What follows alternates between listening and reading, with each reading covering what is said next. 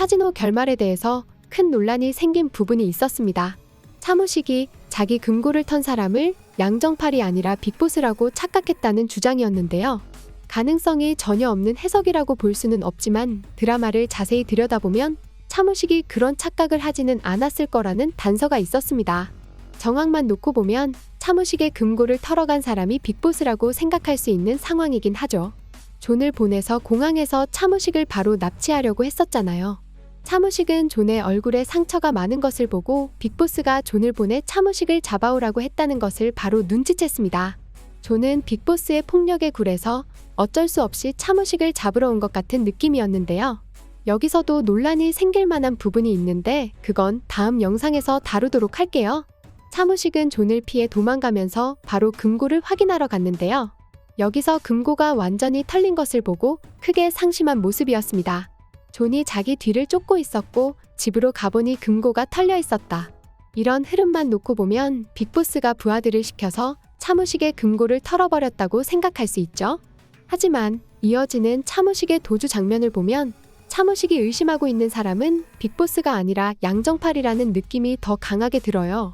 금고를 털린 차무식은 한적한 바닷가에서 담배를 피우고 있었는데요. 앞으로 어떻게 해야 할지 차무식한테도 막막한 상황이었던 것 같습니다. 그때 차무식은 문득 양정팔이 했던 말을 떠올렸는데요. 언젠가 양정팔이 차무식한테 했던 말이었죠. 권무 11홍? 원래는 화무 11홍이지만 배움이 짧은 양정팔이 첫 글자를 헷갈렸던 거였는데요.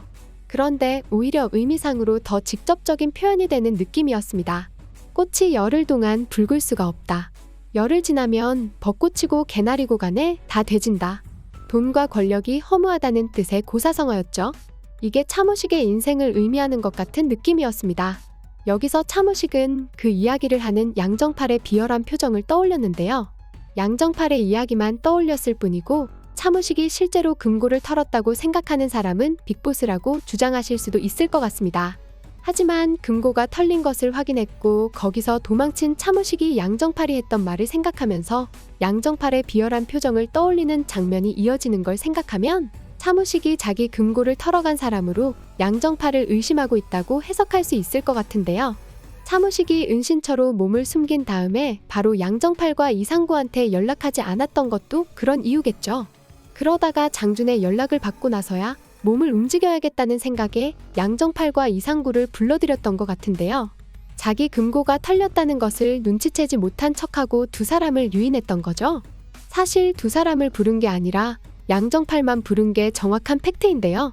양정팔을 불러놓고 허리춤에 총까지 꽂고 있었던 것도 자기 금고를 턴 사람이 양정팔이라는 걸 짐작하고 있다는 증거라고 볼 수 있을 것 같네요. 하지만 같이 온 이상구가 오승훈을 달고 왔고 오승훈 뒤에 존까지 난입하면서 결말이 난장판이 되고 말았는데요. 차무식이 양정팔을 유인해서 총까지 준비했으면서도 음식과 술을 같이 먹자고 자리를 만들었던 건 양정팔이 배신했다는 것을 알고 있으면서도 또다시 바보처럼 기회를 주기 위해서였던 것 같아요. 혼자 일어서는 것보다 양정팔과 이상구의 도움을 받아서 다시 재기를 꿈꾸는 게 낫다는 판단이었던 것 같은데요. 그게 차무식의 결말을 어처구니 없는 비극으로 끌고 간 가장 큰 실수였습니다. 결국은 양정팔의 총에 헤드샷을 맞고 운명을 달리하고 말았지만 차무식이 바로 양정팔과 이상구한테 연락을 하지 않았던 거나 양정팔을 불러놓고 총을 따로 준비했다는 점을 생각해보면 차무식이 금고를 털어간 범인으로 의심했던 건 빅보스가 아니라 양정팔이라고 봐야겠죠. 다음 영상에서는 또 다른 논란의 인물에 대한 이야기를 풀어볼게요. 여기까지 리뷰소녀였습니다.